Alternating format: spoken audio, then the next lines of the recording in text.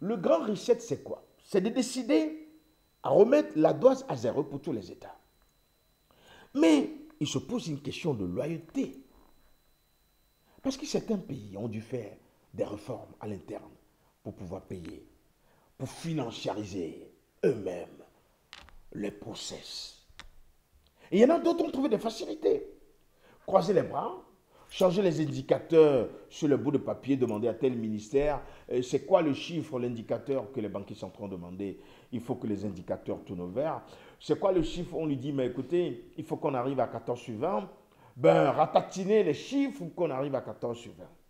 Donc, par des jeux, des machinations, les États se retrouvent comme étant des pays éligibles au niveau de ces banques sociales, des grandes banques de financiarisation, le FMI, la Banque mondiale, ainsi de suite. Donc du coup, certains ont trouvé des facilités à travers la politique des 15, la planche à billets qu'on appelle souvent, pour pouvoir doper réellement des grands projets de développement. Il y en a d'autres qui ont dû serrer la ceinture. Il y en a d'autres qui ont refusé l'endettement, qui ont essayé eux-mêmes d'appliquer des réformes à travers des prélèvements, des taxes. On crée l'émergence du secteur privé pour pouvoir collecter encore des taxes à la fin, pour pouvoir faire face aux exigences sociétales de la population. Mais quand on arrive à deux ratios, quelqu'un qui a fait un effort, quelqu'un qui a trouvé des facilités, je pense que nous sommes devant deux acteurs dont un a dû faire des conceptions, un sacrifice énorme avec sa population pour ne pas aller trop sur la dette. Il y en a d'autres qui ont trouvé des facilités. Donc il est impossible aujourd'hui que des banques remettent à zéro la dose de tous les pays. Donc s'il est impossible d'arriver au grand reset, c'est qu'à un moment donné, c'est que l'endettement croissant nous amène finalement à un niveau d'endettement où nous ne serons plus solvables dans tous les secteurs de développement. Les États ne peuvent plus, quand nous arrivons à 80% d'endettement de notre PIB, ça veut dire que même nous sommes obligés de faire des emprunts pour pouvoir redistribuer. Et ce qui sera grave, il y a certains pays qui sont déjà rentrés dans ce rouage et pour payer l'administration, ils sont obligés encore de faire réellement des prêts obligataires au niveau de ces institutions bancaires. Vous pouvez imaginer des pays pour payer, pour faire face à l'insolvabilité, à la distribution administrative, sont obligés d'aller encore sur la politique des 15, aller encore prêter de l'argent. Donc, nous sommes véritablement à une phase finale de l'endettement où on ne peut que s'attendre à une refonte globale de la civilisation humaine. Et pour qu'on arrive à ce qu'on appelle un nouvel ordre mondial dans lequel nous pouvons réinventer l'économie, réinventer de nouveaux savoirs, il va falloir traverser une très grande zone de turbulence. Et c'est dans cette zone que l'humanité se trouve actuellement.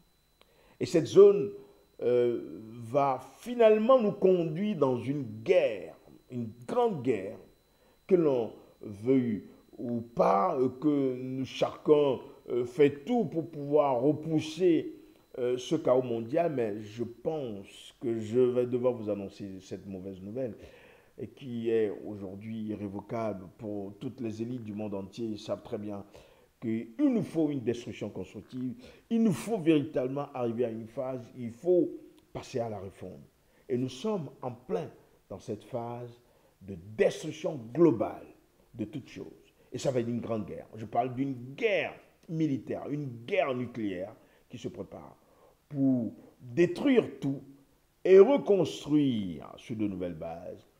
Parce que cette nouvelle base qui vient sera peut-être un salut pour l'humanité. Ça va être une gouvernance certainement qui ne sera plus humaine, mais une gouvernance surnaturelle.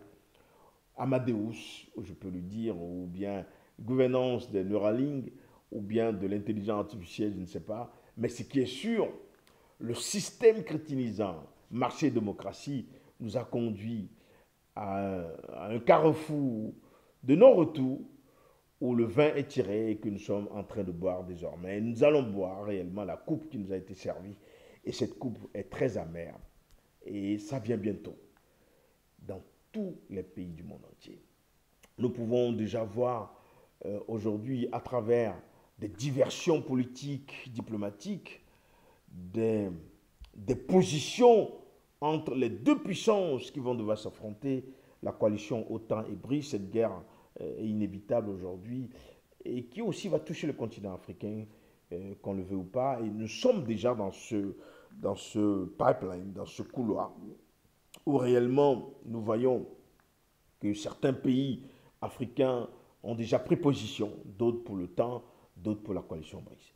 Donc du coup, nous sommes en pôle, en guet-apens, on peut dire, sur le starting block pour démarrer cette lutte historique, cette lutte fratricide, cette guerre déshumanisante, parce que cette guerre qui vient va devoir toucher, va faire partir plusieurs milliards sur le continent, sur le monde entier. Donc nous sommes à la veille d'une grande guerre, compte tenu de la crétinisation dans tous les secteurs de développement, où nous ne pouvons plus faire demi-tour vis-à-vis de l'économie, vis-à-vis de l'éducation.